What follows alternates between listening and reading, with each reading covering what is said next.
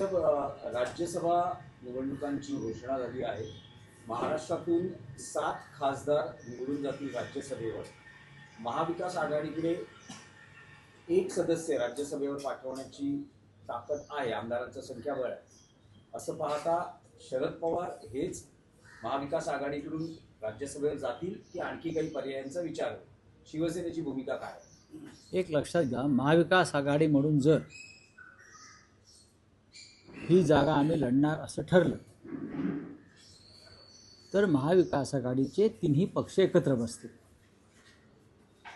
त्याच्यामध्ये फक्त राज्यसभेचा विषय नाही, विधान परिषदेच्या निवडणुकासुद्धा याच्यामध्ये आहेत.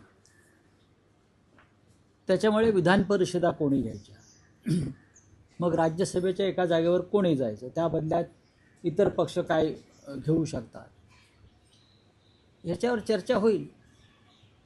आणि ती चर्चा फार लांबणार नाही. चंद्रपूरप्रमाणे निकाल लागेल आणि चर्चा सुरू आहे. जागा एकच आहे आणि महाविकास आघाडी 3 प्रमुख पक्ष आहे आणि तिन्ही पक्षाचे लोक निवृत्त होत आहेत. स्वतः शरद पवार साहेब निवृत्त होत आहेत आणि त्यानंतर इतर काही प्रमुख सदस्य निवृत्त होतात. शिवसेनेचे सदस्य निवृत्त होत आहेत, काँग्रेसचे निवृत्त होत आहेत.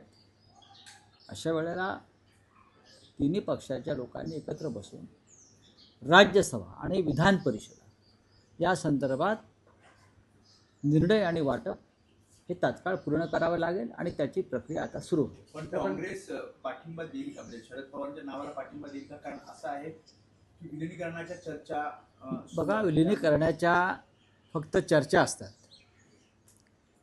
विलिनीकरण झालंय का? चर्चेवरती विश्वास ठेवता येत नाही. बातम्या येतात, अफवा पसरतात,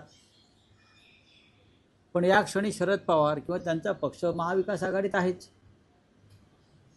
हे सुद्धा नाकारता येणार नाही.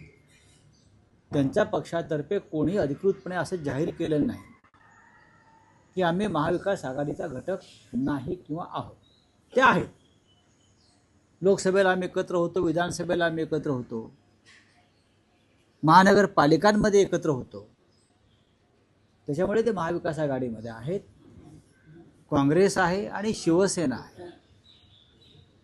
तिघांना एकत्र बसून निर्णय घ्यावा लागेल. पण रावसाहेब, तुम्ही 2 दिवसापूर्वी असं म्हणाला होतात की शरद पवारांनी ही इच्छा व्यक्त केली आहे की त्यांना राज्यसभेवर जायचे आहे. शिवसेना युबीटी, तुम्ही आणि पवारांची चर्चा झाली. तुम्ही माननीय शरद पवार साहेबांशी जेव्हा माझी चर्चा झाली तेव्हा त्यांनी आपली भूमिका आणि इच्छा व्यक्त केली, होय मी राज्यसभेत जाणार आहे, म्हणजे मी उमेदवार आहे, हे त्यांनी माझ्याकडे ती भूमिका व्यक्त केली, इच्छा व्यक्त केली की मी राज्यसभेसाठी उमेदवार म्हणून मी इच्छुक आहे आणि मी निवडणूक लढणार आहे.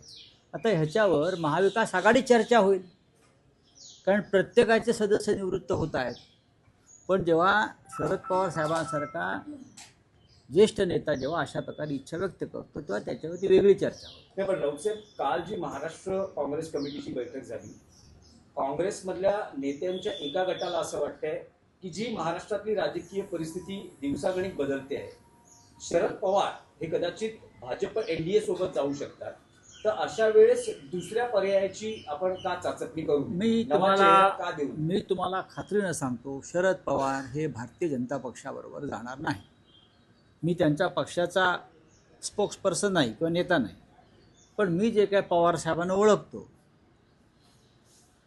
मला जे काही शरद पवार माहिती आहे त्याप्रमाणे मी खात्रीनं सांगतो, शरद पवार कोणत्याही परिस्थितीत भारतीय जनता पक्षाबरोबर जाणार नाही. काँग्रेसने उगाच ती भीती बाळगू नये.